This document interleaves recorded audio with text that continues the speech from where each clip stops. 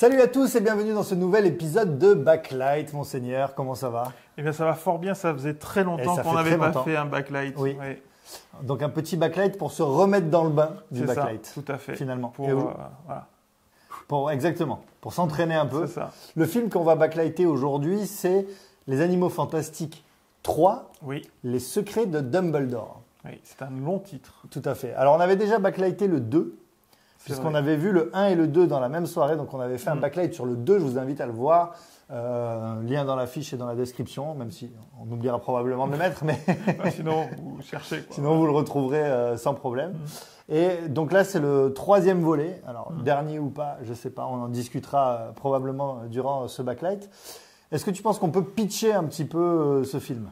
C'est un film qui n'est pas si simple que ça à pitcher, je trouve. Enfin, ça dépend à quel niveau d'abstraction on se place. Exactement. Quoi, voilà. Exactement. Oui, on peut dire un mot. C'est l'histoire de Dumbledore et de Grindelwald, on va dire bien, qui sont un peu en guerre finalement l'un contre l'autre. Oui, c'est ça. Donc il y a deux magiciens, pour ceux qui seraient vraiment des moldus complets. C'est ça. Parce qu'on est dans l'univers Harry Potter. Oui. Donc ça se passe bien avant Harry Potter. C'est ça. Donc il y a le monde des magiciens, on va dire, et le monde des non-magiciens, qui s'appelle les moldus. Et au sein des magiciens, une guerre fait rage entre deux magiciens très puissants, on peut dire ça comme ça. C'est ça, voilà. Et tout ça se joue sur le fond d'une élection, en fait, d'une élection pour le. Alors je savais pas que ça fonctionnait comme ça, là, je l'ai appris. Pour élire le. Alors j'ai paumé le titre exact, mais c'est le. On va dire le président des magiciens. Le chef des magiciens. C'est pas ça, mais c'est une confédération, voilà. Oui. Donc c'est le chef de la confédération des magiciens. L'idée, c'est qu'en gros, Grindelwald, il a un plan qui est d'éliminer les moldus, voilà. C'est ça. Parce que les magiciens sont un petit peu cachés, on va dire. Ils doivent cacher leur magie aux non-initiés et tout ça. Et puis malgré leur magie, ils savent que ça peut être compliqué d'affronter l'entièreté de l'humanité.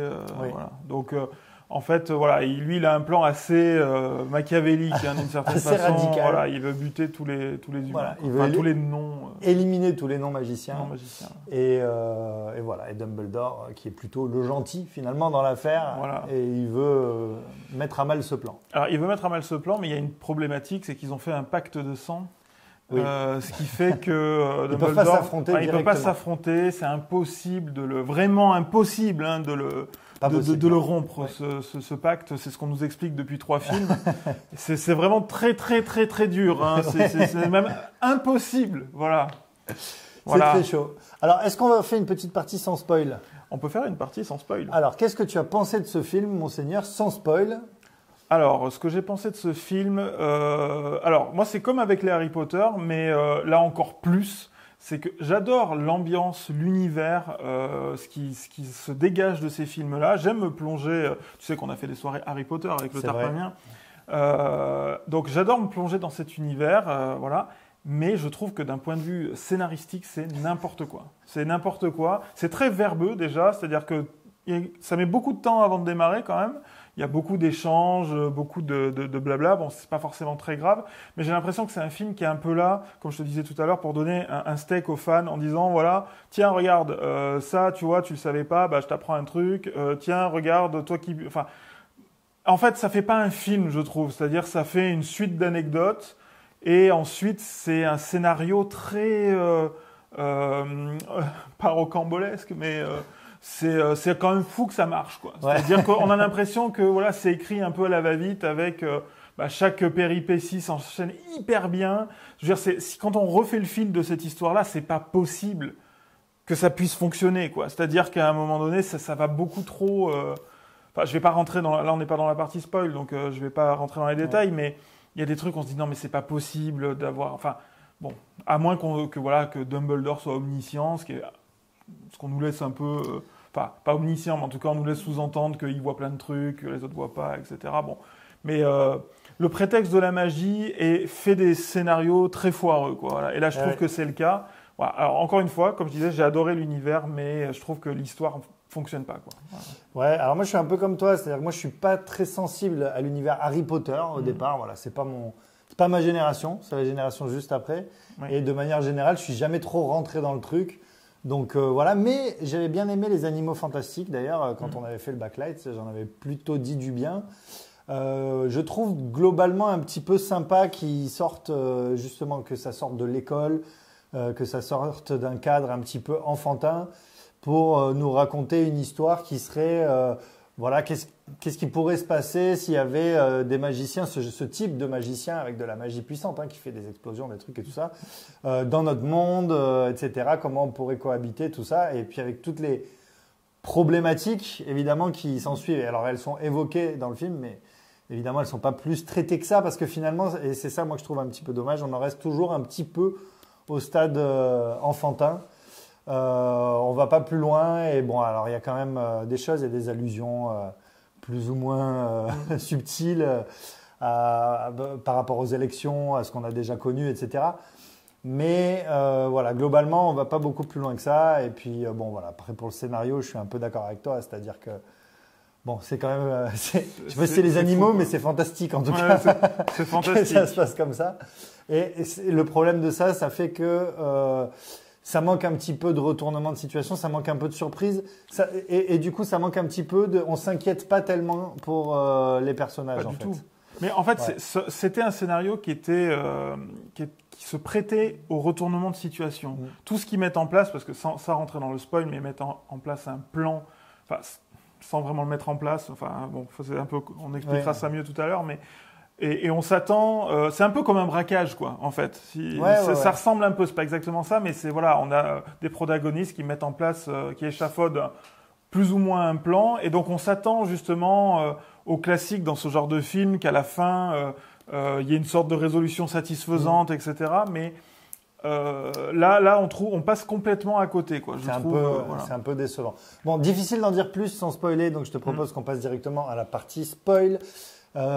Partie spoil, vous connaissez le principe, on fait top et flop. C'est ça. Vu qu'on a vaguement laissé entendre qu'on était quand même un peu déçus, je vais te laisser commencer par la partie top. Est-ce que tu as un top pour ce film? La partie top, pour moi, il y a deux choses. Bon, j'ai évoqué l'univers, effectivement, mais ça, c'est, on va dire, tous les films qui tournent autour d'Harry Potter. Mais c'est, pour moi, l'extension de l'univers. Alors, c'est le cas pour les 3 films. Moi, ce qui me plaît, c'est de voir quand même. Alors, c'est très paradoxal avec ce que j'ai dit tout à l'heure, mais un univers plus cohérent. Je m'explique.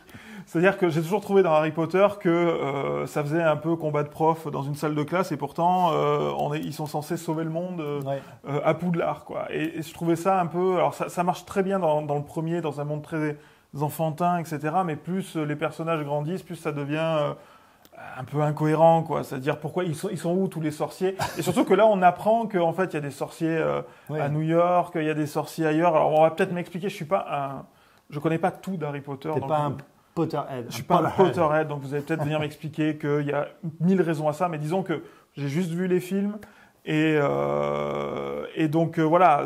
Disons que là on voyait qu'il y avait des sorciers à d'autres endroits dans le monde. En plus dans ce film on voit vraiment que dans plein d'autres endroits il y a des sorciers. Et du coup, ça rend le combat, on va dire, pour le combat final un peu plus intéressant parce que on n'est pas juste dans des gamins qui déjouent. C'est pas les Goonies, quoi, tu vois. Exactement. Ouais. Voilà. Donc moi, alors je sais pas si ça fait vraiment un top sur ce film, mais non, mais c'est vrai que t'as raison. Effectivement, voilà. on est dans cette élection là, c'est l'élection du chiffre dans le Casino Royale de Mads Mikkelsen. Oui. Mais bon, après, c'est ce que je disais un peu tout à l'heure, c'est-à-dire que c'est quand même une référence pas très subtile aux nazis. Oui, mais comme donc bon, voilà. Tellement de films quoi maintenant. Mais du coup, ça a au moins cet avantage-là, comme tu dis, d'élargir un petit peu le champ et de faire référence à quelque chose qu'on connaît tous, quoi. C'est ça, voilà. Après, les acteurs sont plutôt bons. Ils ont des rôles très. Le personnage principal, malgré qu'il soit très absent, Dragono. Au final, il a cette forme un peu d'autisme, tu vois. On voit qu'il est un peu, il est un peu en retrait, etc. Et je trouve que au final, ça marche pas trop mal, voilà. Même si c'est un peu spécial, voilà. Mais bon, voilà. Après, j'avoue, j'ai un peu du mal à déterrer des bons points. Là, quand même, voilà. Moi, j'ai un top. Si, je suis d'accord avec toi. Je vais revenir. C'est un peu l'univers. Finalement, en voyant ce soir, je me disais que l'univers est chouette et travaillé. Et malgré tout, il y a un petit côté british là-dedans, puisque c'est J.K. Rowling, c'est des Anglais, quoi. Voilà, à l'origine. Et au final, c'est pas mal. C'est-à-dire, en voyant ça, je me disais, finalement, quitte à montrer des films à des gamins, moi, je préfère ça que la plupart des films de super-héros, les Avengers, les Iron Man, etc. Je me dis qu'il y a un univers un petit peu plus riche, un petit peu plus sympa, un petit peu plus... C'est plus posé aussi. Ouais, c'est ça, voilà, plus posé. Alors, toi, tu disais que c'était verbeux. Et alors, moi, c'est marrant parce que ça me dérange pas dans le sens où... moi, je peux voir un film de 3 heures de dialogue, ça me va très bien. Moi aussi. Mais c'est vrai que des fois, là, c'est un petit peu... Les dialogues sont un peu... on sent que déjà, le film, il a besoin de recoller un peu les wagons pour le grand public, quoi, qui a un peu oublié le premier et le deuxième. Ouais. Oui, c'est vrai. C'est un peu notre cas, j'avoue. Il y a des explications sur ce qui s'est passé avant. À un moment, il y a la nana qui débarque et qui vient te expliquer tout ce qui s'est passé dans celui d'avant, mais ça, c'est pas très bien fait, quoi. Tu vois. Alors, c'est mieux que des flashbacks, voilà. Ouais. Mais bon.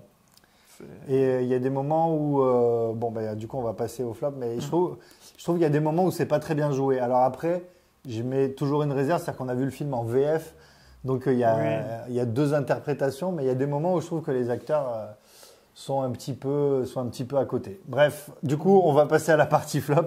Monseigneur, ton plus gros flop pour ce film, c'est quoi? Mon plus gros flop, c'est l'incohérence absolue du début jusqu'à la fin, quoi. C'est-à-dire que, voilà, bon, là, attention, on va spoiler. Donc, il y a cette élection, voilà. Donc, alors, faut bien comprendre que donc Grindelwald, le méchant,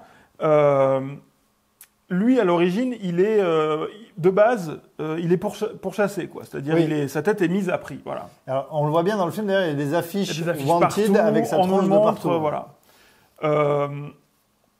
Il est pourchassé pour crime. Il y a un complot. Voilà, on va dire il y a un complot. On ne sait pas comment il a ourdi ce complot, mais bref, ça marche, quoi. Ouais. Et donc, en fait, le truc, c'est que alors, j'ai pas retrouvé le nom, mais on va dire le président du moment, pour faire simple.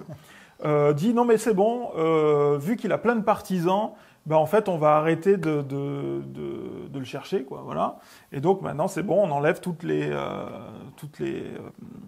charges qui pèsent contre lui, voilà, c'est ça. Oui, c'est-à-dire qu'il dit finalement il y a pas de preuves. Il n'y a pas de preuves. Il a commis ses crimes, donc il est absous. Beaucoup de témoins quand même, mais il est absous de ses crimes. Donc il n'y a pas de preuves. Ça marche vachement bien quand même. C'est-à-dire il suffit de le dire et tout le monde dit d'accord, quoi. J'aimerais bien savoir comment ça fonctionne d'un point de vue démocratique, les sorciers, parce que franchement, ça va vite, quoi. Donc déjà ça. Mais genre 3 secondes après, ses partisans sont là, tout le monde veut voter pour lui, c'est parti, il peut se présenter, parce que non seulement il est plus recherché, mais en plus il autorise à se présenter, parce que tu comprends, sinon les gens qui sont avec lui, ça va être une guerre de sorciers, donc il vaut mieux qu'il se présente. Ouais. Donc le mec il passe de prison à de recherché à je me présente. Et donc après, il a plein de partisans et il y a tout un truc hyper alambiqué sur le Qilin. Le Qilin, c'est ça, qui est donc une créature fantastique qui est très rare et qui, on voit au début du film, donc il y a des jumeaux de Qilin qui naissent. Et donc en fait, c'est cette créature qui, quand elle peut, comme elle est très rare, elle peut voir l'âme des gens. Elle peut voir à travers l'âme si tu es une bonne personne ou une mauvaise personne. Et donc du coup, c'est une tradition ancestrale de choisir le chef des sorciers grâce à cette créature qui va s'agenouiller devant la personne qui a la plus belle âme. Sauf qu'en fait, on apprend qu'ils font pas ça depuis déjà bien longtemps. Oui. Et donc, ils le font plus, c'est-à-dire ils ressortent ce truc du chapeau. Et en fait, c'est un peu un tour de passe-passe de la part du méchant. On va passer les détails, mais en gros, il le tue, il le fait l'ensorcelle, voilà, pour qu'il s'agenouille devant lui, quoi. Voilà. Donc les gens il a hacké le Qilin. Voilà. Donc le Qilin s'agenouille et tout le monde. Ah bah oui, c'est Grindelwald et c'est parti, quoi. Tout le monde est à fond, même ceux qui étaient pas pour lui, tu vois. Alors que le mec, c'est Adolf Hitler en pire, quoi, tu vois. Et ça se voit, quoi. C'est pas voilà. Donc bon, ça déjà c'est chaud, quoi. Tu vois, c'est-à-dire que bon. Et en plus au final il y a ce retournement de situation à la fin. Bon, je vais pas le spoiler, mais ça va très vite chez les sorciers, les élections. Hein. Et les lois et tout. Enfin, on peut très vite tout remettre en cause. Alors en plus, je vais apporter de l'eau à ton moulin. C'est-à-dire qu'à ce moment-là, il est élu. Alors provisoirement, évidemment, ça dure 2 minutes parce que évidemment, il va y avoir un retournement. Mais il est élu et le premier truc qu'il fait, c'est qu'il torture un mec moldu qui est là ouais. devant tout le monde. Et personne n'a de problème avec ça. C'est ça. C'est-à-dire qu'il y a tous les magiciens du monde entier qui sont en train de le regarder parce qu'ils sont sur Twitch. Donc, même ceux qui sont pas là, le Twitch des sorciers, même ceux qui sont pas là, tout le monde assiste à ce truc-là en même temps. Donc, tout le monde assiste à Grindelwald qui est en train de torturer un pauvre gars qui lui a rien fait. Et personne n'a de problème avec ça. Non, tout le monde trouve ça génial. Non, en fait, c'est très bizarre. Quand même. C'est un peu à côté de la plaque, quoi. En fait, c'est un peu simpliste, mais c'est mal écrit. En fait, voilà, je sais pas. On n'y croit pas une seule seconde. Et ce plan là, ce plan qui doit pas en être un, parce que tu comprends le fameux Chilin là. En fait, quand tu l'égorges et que tu regardes dans son sang et puis d'autres trucs, on comprend pas exactement. C'est la magie. Fermez-la, c'est de la magie, c'est comme ça. On peut voir le futur, plus ou moins, pas tout le futur, parce que sinon ce serait trop simple. Donc une partie du futur. Donc lui, il se sert de cette bestiole pour regarder dans le futur. Sauf que du coup, les gentils de l'autre côté, ils se disent bon, bah en fait, le truc, c'est que si on fait un plan carré, quoi. Un plan où personne connaît l'intégralité du plan. Non, mais d'abord, si on fait un plan carré, ça va pas marcher. Oui, c'est ça que je veux dire. Ça va pas marcher puisque lui, il peut voir le futur, donc il va comprendre. Donc en fait, il faut qu'on fasse soit pas de plan, soit en fait on connaît pas le plan, soit on improvise. Enfin bref, en gros, on fait de la merde. Et puis ça va bien donner quelque chose finalement. Donc c'est ce qui se passe. C'est-à-dire que, alors il y en a qui savent plus que d'autres. Enfin voilà, mais ça marche pas très bien parce qu'au final, à chaque partie du plan, il y en a un qui, enfin je veux dire notamment avec cette affaire des 5 ou 6 valises, je sais plus combien il y en a à la fin, des 6 valises dont une valise contient la créature, le Chilin là. En fait, au final, on apprend que Dumbledore savait dans quelle valise c'était. Donc finalement, oui, parce que c'est ça. Du coup, le plan des gentils, c'est d'amener, c'est d'amener le vrai Chilin, donc celui qui a pas été hacké par Grindelwald, au moment de l'élection, pour que tout le monde se rende compte et qu'il se prosterne devant quelqu'un d'autre que Grindelwald. C'est ça. Et donc pour ça, leur meilleur plan, alors c'est de prendre 5 ou 6 valises, je me rappelle plus, et de pas savoir qui a quelle valise. Comme ça, si l'autre il essaie de voir dans le futur. Quel rapport avec le fait qu'il sache et le futur? Oui, je ne sais pas. Parce que du coup, ce qu'il fait, c'est qu'il envoie des sbires là, attraper les choper valises, tout le monde, quoi. Choper tous ceux qui ont une valise, enfin tous les gens. Mais évidemment, tout se passe extrêmement bien, puisque c'est le problème de ce scénario, c'est que en fait, c'est imprévisible ce qui se passe. C'est pas possible que tout se passe comme ça. C'est pas. En fait, on peut pas y croire. Je sors, je ne crois pas en ça. Et en plus, c'est prévisible parce que si encore c'était imprévisible. C'est-à-dire, ok, c'est n'importe quoi, mais tu l'as pas vu venir.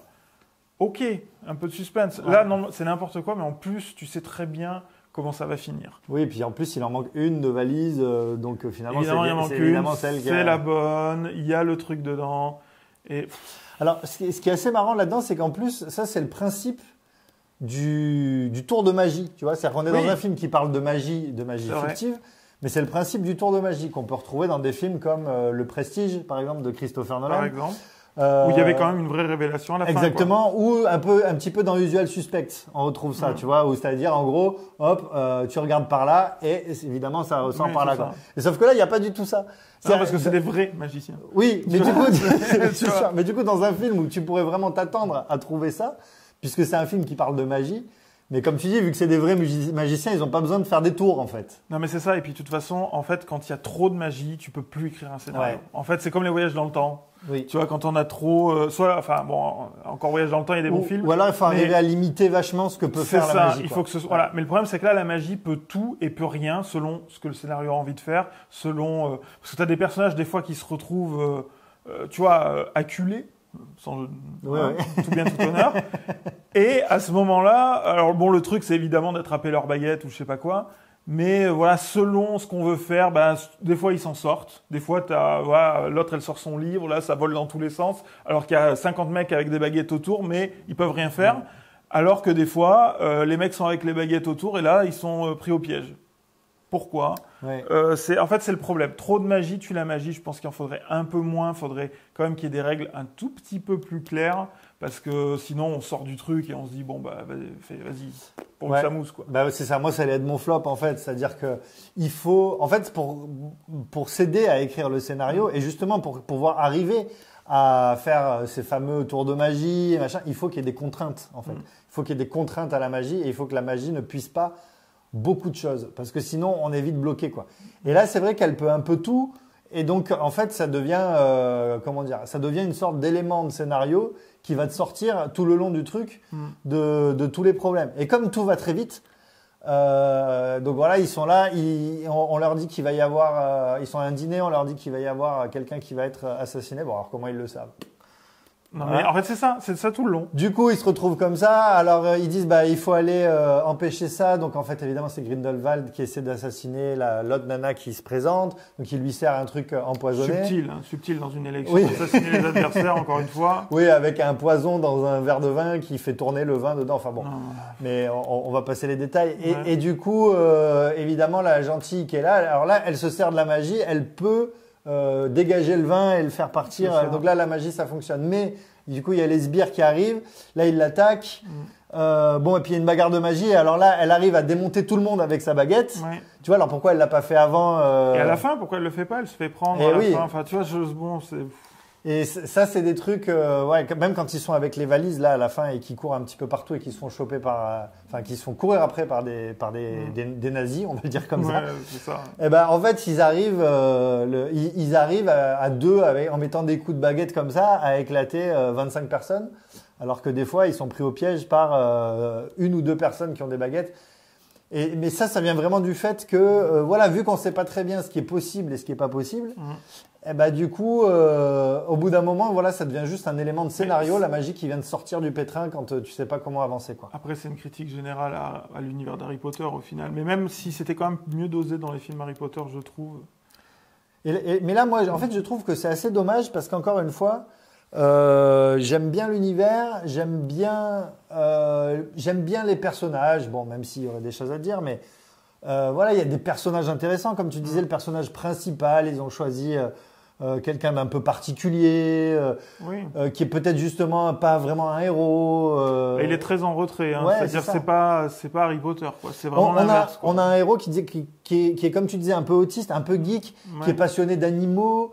Qui est dans son monde. Ouais, ça qui est dans son monde. Et voilà, et c'est intéressant, on aimerait avancer là-dedans. Et justement, dans des films qui se destinent quand même plutôt à un public enfantin, moi en fait je trouve ça cool. Et je trouve ça cool qu'on essaie de faire un truc plutôt intelligent, plutôt malin, plutôt décalé avec un vrai univers. Pour des gamins, voilà, encore une fois, je prends cet exemple, mais je trouve ça mieux qu'Avengers et les films Marvel, quoi. Et du coup, en fait, je trouve ça dommage. Je suis déçu, voilà. Oui, non, mais c'est sûr. Mais après, ça manque un peu de tout ça. Après, ce qu'on peut peut-être rajouter, c'est que oui, les grands fans d'Harry Potter, vont avoir quelques informations croustillantes à se mettre sous la dent. Mais est-ce que ça fait... Mais il y en a beaucoup qui n'aiment pas trop les animaux fantastiques. Oui, c'est vrai, je suis d'accord. Mais après, c'est plus Harry Potter, quoi. C'est autre chose. Même si là, on en retrouve beaucoup la musique, beaucoup plus la musique. Il y a plusieurs scènes avec la musique d'Harry Potter. Là où il y en avait moins, voire quasiment peut-être pas, je me rappelle plus exactement dans le 1 et le 2. Donc on sent quand même qu'on va rejoindre les univers à un moment, enfin qu'on va rejoindre, en tout cas qu'on va de plus en plus entremêler tout ça, même si les époques sont très différentes. Je trouve que on hésite de moins en moins à faire ça, c'est-à-dire que souvent, avant, quand il y avait des films, des spin-offs, etc., souvent, ça s'écartait énormément et on n'osait pas trop revenir et rassembler les trucs. Maintenant, enfin, on le voit avec Star Wars ou avec d'autres trucs, on n'hésite plus tellement à faire foncer référence et à revenir, à croiser des personnages qu'on n'aurait jamais pensé qu'il allait les croiser. Donc, c'est pas forcément le cas de ce film-là, mais en tout cas, on voit, on voit Poudlard, on voit, il y a plein de références, voilà. C'est assez lié, quoi. Et la fin est pas satisfaisante, c'est-à-dire que, en fait, je crois qu'il y a la même fin dans le premier des Animaux Fantastiques, c'est-à-dire que voilà, le méchant est acculé. Et puis je disparais. Alors du coup, encore une fois, quoi, la magie, hop, je disparais. Et donc le méchant, il peut revenir. Mais à partir du moment où il peut faire ça. Mais voilà. À partir du moment où il peut disparaître comme ça, mais tu pourras jamais le choper. En fait, oui. Je veux dire, même quand il fait son combat de baguette, machin, etc., pourquoi il décide pas de disparaître d'un coup? Alors oui, parce que tu comprends, le sortilège arriverait trop vite. On peut expliquer toutes les conneries qu'on veut, mais si tu veux, le truc, c'est qu'à un moment donné, à partir du moment où tu peux faire ça, c'est mort, quoi. Je veux dire, oui, il faut enlever la baguette, quoi. Oui, c'est ça. faut lui enlever la baguette. Et encore. Bon. Mais bon, voilà. Et puis c'est comme, on va pas revenir dessus parce que tu as fait une blague dessus au début du backlight, mais effectivement, ils peuvent jamais s'affronter, c'est très compliqué, etc. Puis finalement, la rupture de ce sortilège qu'il est mis. C'était sûr que. Oui, voilà. Mais bon, ça se fait en 4 secondes. Le pacte de sang, voilà, qui au final, oui, mais tu comprends. En plus, ils te sortent une explication. Tu vois, là, fallait pas. Là, c'était le moment où il fallait pas donner d'explication. Ouais. C'est-à-dire que le truc se rompt parce que tu comprends. Il y en a un qui était dans l'attaque et l'autre dans la défense. Oui, parce qu'il essaie de tuer quelqu'un et l'autre essaie de il a protéger défendu. quelqu'un. Donc alors, ça annule le pacte. Alors du coup, le pacte de sang. Le pacte qui était impossible à annuler, ça l'annule. Mais du coup, tu as envie de dire. N'explique pas, parce que du coup, après, il sort le truc, oui, mais alors, oui, enfin, il explique, là, moi, je protégeais, machin. Ah, ça me fait tousser, quoi, tellement c'est nul. Tu vois, je veux dire, arrête, quoi, stop, ne te fais pas du mal comme ça, Dumbledore, quoi. Ouais. Bon, écoute, je pense qu'on a fait pas mal le tour de ce film. C'était un backlight pour se remettre dans le bain. Avant de se quitter, monseigneur, il va falloir qu'on passe à la caisse. Passer à la caisse, qu'on passe à la caisse en aioli, évidemment. Oui. Je sais pas pourquoi je sors cette expression. Monseigneur, tu connais le principe, c'est sur 5 aioli et ta décision est irrévocable. Moi, je dirais 2,5 sur 5 parce que je me suis pas ennuyé totalement, même si au début, je me suis dit, bon, allez, il faut que ça démarre un peu. Et au final, c'est pas non plus extraordinaire, quoi. Ouais, c'est vrai que c'est tentant de mettre ça. Écoute, moi, je vais mettre 3 sur 5.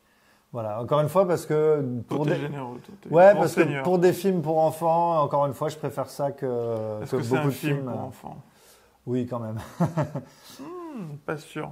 C'est quand même pas si un gosse il comprend rien là, toute l'élection, Si, mais justement, pour un gamin, il peut comprendre. Justement, quand tu es adulte, le fait qu'on gère une élection comme ça, c'est oui, chelou, non, on est d'accord, on va pas revenir là-dessus, mais l'élection.